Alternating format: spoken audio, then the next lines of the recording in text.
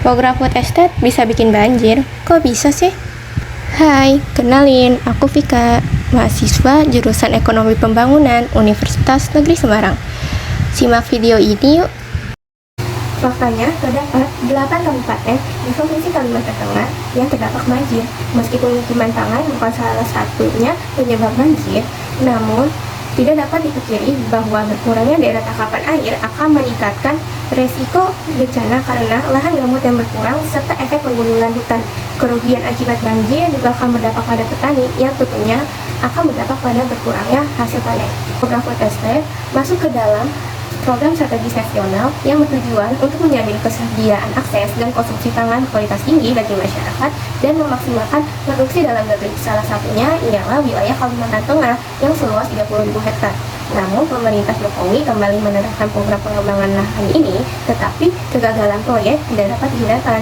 Misalnya saja, yang dirasakan oleh warga desa Lamti, di mana budidaya padi itu dilakukan.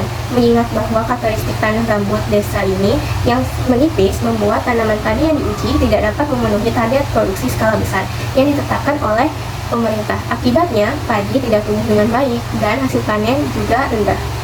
Berdasarkan nota keuangan 2021, total anggaran belanja program ini meningkat dari anggaran ketahanan pangan 2018 yang awalnya sebesar 89 triliun menjadi 104 triliun yang terbagi dalam anggaran belanja yang memakan posisi 10%. Namun dari anggaran yang meningkat setiap tahunnya ternyata tidak sebanding dengan luas panen padi dan produksi padi di Kalimantan Tengah.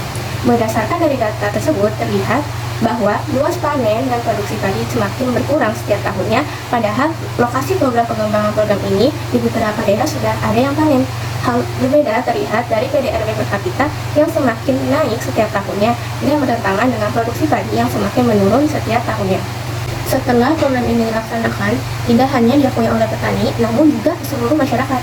Setidaknya program ini dapat menyumbang hingga 70% tenaga kerja lokal yang berdampak pada tingkat partisipasi angkatan kerja tahun 2020 yang hanya sebesar 68%, sehingga perluasan kesempatan lapangan kerja pun terjadi.